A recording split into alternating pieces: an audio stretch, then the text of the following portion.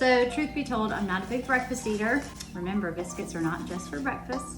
And I'm always looking for things to find shortcuts for my girls for breakfast. Either have the batter on hand in the fridge or make them ahead and freeze them so they can just toast them in the toaster. 2 cups of self-rising flour, 2 eggs. I added sugar to that flour, a little dash of vanilla. It's about 2 cups of milk.